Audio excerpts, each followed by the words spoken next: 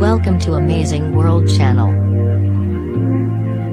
Image copyright Reuters. The UK must provide more clarity about its negotiating position on Brexit, the French president has said. Emmanuel Macron said the issues of EU citizens' rights, the exit bill and the Irish border question must be settled before talks could be held on trade. On Friday, Theresa May made suggestions including a 2-year transition period after Brexit, and that the UK pay the EU for commitments previously made. She hoped this offer, made in a speech in Italy, would unblock Brexit talks. In the first response by a European leader to the speech, Mr. Macron welcomed her initiative, but said the British position still needed to be fleshed out. Before we move forward, we wish to clarify the issue of the regulation of European citizens, the financial terms of the exit and the question of Ireland, he said. If those 3 points are not clarified, then we cannot move forward on the rest. Mrs. May said there should be a transition period of about 2 years after March 2019, when the UK leaves the EU, during which trade should continue on current terms so migrants would still be able to live and work in the UK, but they would have to register with the authorities, under her proposals. And she said the UK would pay into the EU budget for decisions made while it was a member, so other member states were not left out of pocket.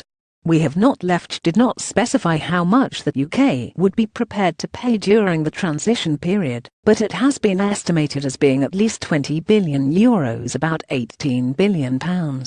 Image copyright Getty Images. Image caption Demonstrators were out in Florence for the speech. Mrs. May's speech was welcomed by senior Conservative figures including Foreign Secretary Boris Johnson and Chancellor Philip Hammond. But former Brexit Minister Lord Bridges, who resigned from the department in June, said Britain needed to be ready for the scenario where the country crashed out of the EU without a deal. What will happen at customs, data, aviation, energy, law? The list goes on and on. I would urge the government to not be too coy about this, he told BBC Radio 4's Today programme.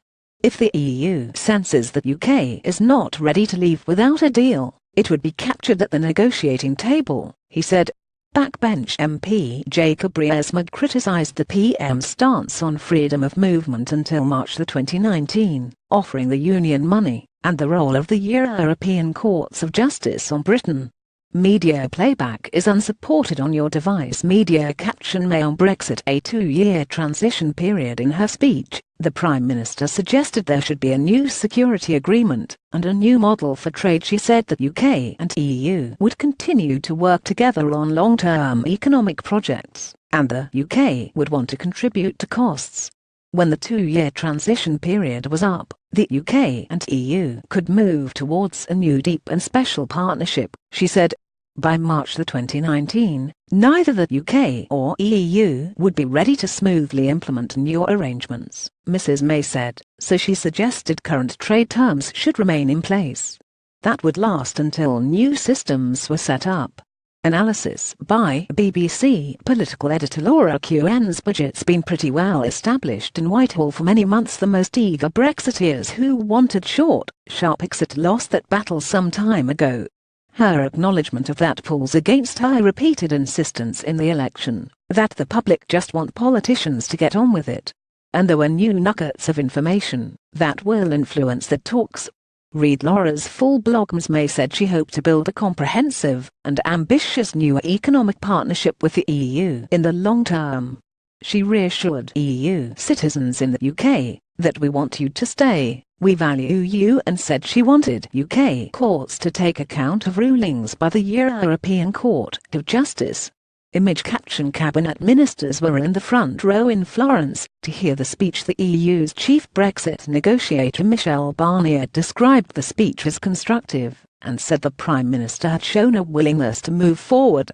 But he said statements must now be translated into a precise negotiating position of the UK government. And he said he would look at the implications of the UK's pledge that no member state would have to pay more as a result of Brexit. European Parliament Brexit negotiator Guy Verhofstadt said the UK's position was becoming more realistic, but ruled out the UK registering EU citizens who wanted to stay. Labour leader Jeremy Corbyn acknowledged our transition was needed to provide stability for businesses and workers. Mr Barnier meets Brexit Secretary David Davis for a fourth round of talks on Monday.